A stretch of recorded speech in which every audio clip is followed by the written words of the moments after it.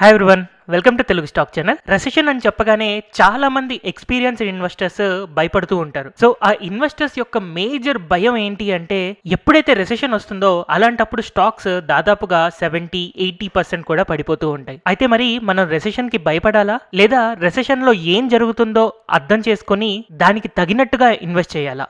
మీరే ఆలోచించండి. ఆబ్వియస్గా బెస్ట్ ఆప్షన్ ఏంటి అంటే రెసెషన్ అంటే ఏంటో తెలుసుకుని దానికి తగ్గట్టుగా కనుక మనం ఇన్వెస్ట్ చేసిన డబ్బుల్ని రిటర్న్ పొందగలుగుతాము అండ్ అలాగే మంచి రిటర్న్స్ కూడా పొందగలుగుతాము. ఒక కామన్ మ్యాన్ రెసెషన్ని అర్థం చేసుకోవాలి అని అనుకుంటే సింపుల్గా slow down of spending and investments అని అనుకోవచ్చు.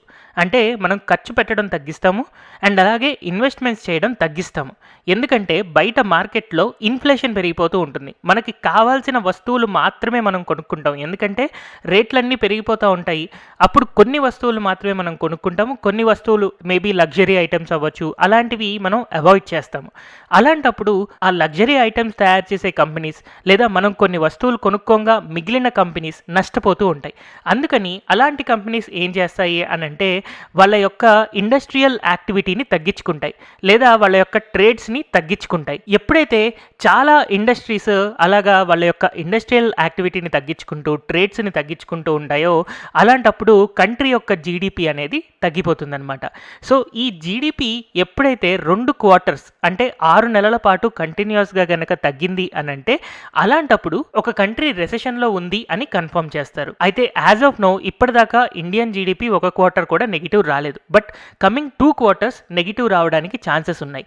అందుకని కమింగ్ 2 క్వార్టర్స్లో ఇండియా రెసెషన్లోకి వెళ్తుంది అనే ఎక్స్పెక్టేషన్ ఉంది. అయితే సరే, రెసెషన్లోకి వెళ్తుంది, మరి రెసెషన్లోకి వెళ్తే ఏం జరుగుతుంది అనేది మనం చూద్దాం. ఎప్పుడైతే మనకి గ్లోబల్ రెసెషన్ లేదా ఒక కంట్రీలో రెసెషన్ వస్తుందో మేజర్గా మనం అబ్జర్వ్ చేయాల్సింది ఏంటి అంటే అసెట్ ప్రైజెస్ కొలాప్స్. మనం ఏవైతే ఆస్తులు అని కొనుక్కుంటున్నామో వాటి యొక్క ప్రైజెస్ అనేవి పడిపోతాయి అన్నమాట. యూజువల్గా మనకి 2 రకాల ఆస్తులు ఉంటాయి, easy assets and hard assets. So first of all మనం ఈజీ అసెట్స్ ఏంటో చూద్దాం. జనరల్గా స్టాక్స్ అండ్ బాండ్స్ని మనం ఈజీ అసెట్స్ అనుకోవచ్చు. ఇలా వీటిని మనం ఈజీ అసెట్స్ అనడానికి 2 రీజన్స్ ఉన్నాయి.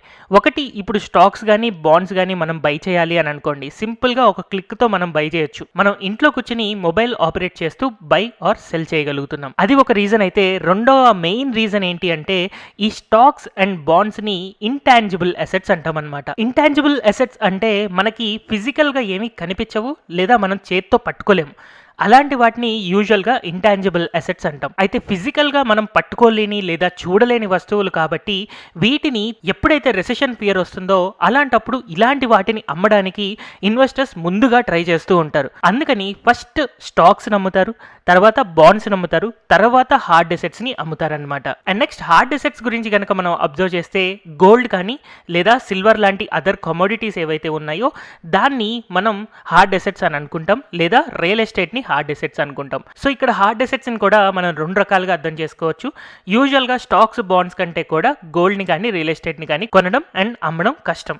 ఈవెన్ మనం గోల్డ్ ఈటీఎఫ్స్ చూసుకున్నా కూడా దాంట్లో లిక్విడిటీ తక్కువగా ఉంటుంది. అండ్ అలాగే మనకివి ఫిజికల్గా కనపడుతూ ఉంటాయి. అండ్ అలాగే గోల్డ్ని కానీ సిల్వర్ని కానీ అలాంటి కమోడిటీస్ని మనం పట్టుకోగలం. అండ్ రియల్ ఎస్టేట్ అంటే ల్యాండ్ని మనం పట్టుకోగలం. కాబట్టి అలాంటి వాటిని టాంజిబుల్ అసెట్స్ అని అంటారనమాట. అయితే యూజువల్గా ఇండస్ట్రీస్ లేదా బిజినెసెస్ కూడా టాంజిబుల్ అండ్ ఇంటాంజిబుల్ అసెట్స్ ఉంటాయన్నమాట. ఒక ఇండస్ట్రీ యొక్క ల్యాండ్ని, మెషిన్ని, ఎక్విప్మెంట్ని, బిల్డింగ్ని ఇలాంటి వాటినన్నింటినీ టాంజిబుల్ అసెట్స్ అంటే ఒక ఇండస్ట్రీ లేదా కంపెనీ యొక్క పేటెంట్ రైట్స్ని, లైసెన్స్ని, బ్రాండ్ నేమ్ని అలాంటి వాటిని ఇంటాంజిబుల్ అసెట్స్ అంటూ ఉంటారు. అయితే జనరల్గా మనలాంటి ఇన్వెస్టర్స్ ఎవరైతే ఉన్నారో వాళ్ళు ఫస్ట్ స్టాక్స్ అండ్ బాండ్స్ అమ్మిన తర్వాత నెక్స్ట్ గోల్డ్ని అమ్ముతారు, తర్వాత రియల్ ఎస్టేట్ని అమ్ముతూ ఉంటారు. ఇలా ఎప్పుడైతే రెసెషన్ వస్తుందో అలాంటప్పుడు ఈ ఆర్డర్లో యూజువల్గా ఇన్వెస్టర్స్ సెల్ చేస్తూ ఉంటారనమాట. అందుకని సేఫెస్ట్ బెట్ ఏంటి, మనకి ఎప్పుడైనా రెసెషన్ స్టార్ట్ అవుతుంది అని అనుకున్నప్పుడు రియల్ ఎస్టేట్ని హోల్డ్ చేసుకోవడం నెంబర్ 1 సేఫెస్ట్ బెట్. తర్వాత గోల్డ్ అండ్ కమోడిటీస్ని హోల్డ్ చేసుకోవడం నెంబర్ 2 సేఫెస్ట్ బెట్. తర్వాత బాండ్స్ 3rd సేఫెస్ట్ బెట్ అవుతుంది. అండ్ ఫైనల్గా స్టాక్స్ 4th సేఫెస్ట్ బెట్ అవుతుంది. యాక్చువల్గా స్టాక్స్ని రిస్కీ అసెట్స్ అంటారు. ఎందుకు రిస్కీ అసెట్స్ అంటారు అంటే ఎప్పుడైతే రెసెషన్ వస్తుందో అలాంటప్పుడు ఫస్ట్ సెల్ చేసేది దీన్నే కాబట్టి అందుకే స్టాక్స్ని రిస్కీ అసెట్స్ అంటారు. మరి స్టాక్స్లో కూడా ఇన్వెస్టర్స్ ఫస్ట్ దేన్ని నమ్ముతారు, తర్వాత దేన్ని నమ్ముతారు అని కనుక మనం అబ్జర్వ్ చేస్తే ఫస్ట్ పెన్నీ స్టాక్స్ని కానీ లేదా స్మాల్ క్యాప్ స్టాక్స్ని కానీ అమ్ముతారు. తర్వాత గ్రోత్ స్టాక్స్, అండ్ గ్రోత్ స్టాక్స్లో కూడా యూజువల్గా ఐటీ స్టాక్స్ని చాలా ఎక్కువగా అమ్ముతూ ఉంటారు. అండ్ బూమింగ్ స్టాక్స్ అంటే రీసెంట్గా మనం వినుంటే డిక్సాన్ టెక్నాలజీస్, యాంబర్ ఎంటర్ప్రైజెస్ ఇలాంటి స్టాక్స్ అన్నీ కూడా మంచి బూమ్లో కేవలం 1, 2 లేదా 3 సంవత్సరాల్లోనే 10 రెట్లు పెరిగిన స్టాక్స్, ఇలాంటి స్టాక్స్ ఏవైతే ఉన్నాయో వాటిని ఎక్కువగా సెల్ చేస్తూ ఉంటారు. అండ్ వీటిని మేజర్గా సెల్ చేస్తూ next monopoly stocks and moat stocks, అంటే ఇవి కూడా గ్రోత్ స్టాక్సే బట్ చాలా స్ట్రాంగ్ కంపెనీస్ ఉంటాయి అన్నమాట. లైక్ పిడిలైట్ ఇండస్ట్రీస్, వాప్కో India, Hindustan aeronautical limited, ITC, Marico ఇలాంటి మోనోపోలీ అండ్ మోడ్ స్టాక్స్ ని సెల్ చేస్తూ నెక్స్ట్ హై డివిడెండ్ స్టాక్స్ ని సెల్ చేస్తారు. Like Indian oil corporation, REC, PFC, HPCL, BPCL ఇలాగా హై డివిడెండ్ స్టాక్స్ ని సెల్ చేస్తూ అండ్ ఫైనల్ లెగ్ లో యూజువల్ గా FMCG and health care sector ని ఎక్కువగా సెల్ చేస్తూ ఉంటారనమాట.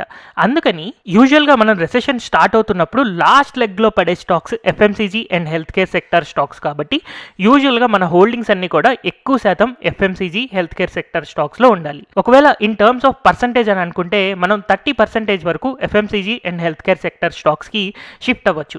తర్వాత ఒక 20% వరకు మనం హై డివిడెండ్ స్టాక్స్ని ఎంచుకోవచ్చు. అండ్ రిమైనింగ్ ఒక 30% మోనోపోలీ అండ్ మోడ్ స్టాక్స్లో ఇన్వెస్ట్ చేసుకుంటూ అండ్ రిమైనింగ్ పెన్నీ స్టాక్స్లో కానీ గ్రోత్ స్టాక్స్లో మనకి కాన్ఫిడెంట్ ఉన్న స్టాక్స్ని ఒక 20% వరకు మనం హోల్డ్ చేసుకుంటూ ఉండొచ్చు. అండ్ అలాగే ఎప్పుడైతే పడిపోతాయో బై అండ్ డిప్స్ విధంగా మనం వాటిని యాడ్ చేసుకుంటూ ఉండొచ్చు. ఇలా మనం షేర్స్లో 100 రూపీస్ ఇన్వెస్ట్ చేయాలి అని అనుకుంటే ఈ పర్సంటేజెస్లో మనం యాడ్ చేసుకుంటూ ఉండొచ్చు. అయితే ఎప్పుడైతే మనకి లాస్ట్ లెగ్ వచ్చి FMCG and health care sector stocks బాగా పడిపోతూ ఉంటాయో అలాంటప్పుడుకి మనం రెసెషన్ కంప్లీట్ అయింది అని అనుకోవచ్చు.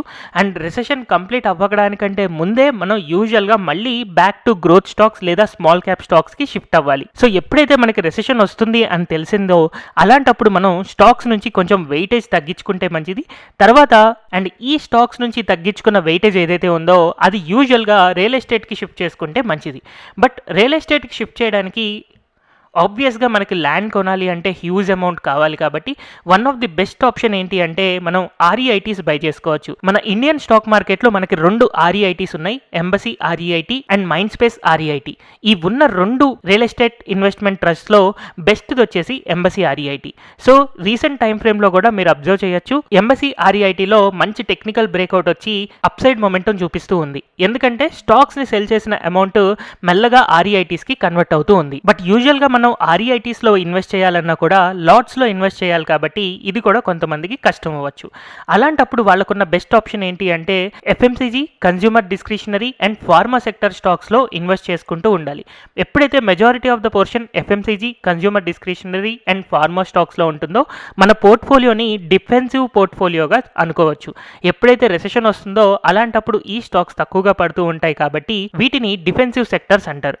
సో ఒకసారి మీకు తెలిసిన ఎఫ్ఎంసీజీ స్టాక్స్ని, కన్జ్యూమర్ డిస్క్రిషనరీని అండ్ అలాగే ఫార్మా సెక్టర్ స్టాక్స్ని కింద కమెంట్ సెక్షన్లో మెన్షన్ చేయండి. అండ్ ఆ స్టాక్స్ సేఫా కాదా అనేది నా ఒపీనియన్ ప్రకారం నేను మీకు రిప్లై ఇస్తూ ఉంటాను. అయితే ఫస్ట్ థింగ్, రెసెషన్ అంటే భయపడాల్సిన విషయమే లేదు.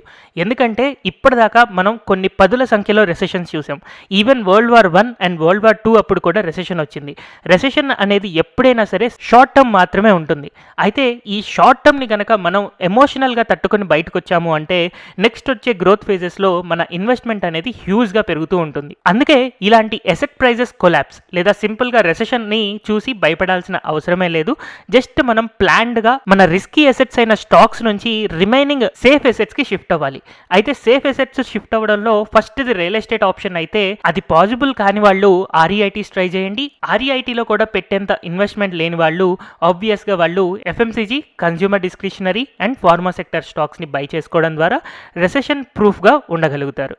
హోప్ ఈ వీడియో మీకు హెల్ప్ఫుల్గా ఉంది అని అనుకుంటున్నాను. Thank you everyone for watching this video.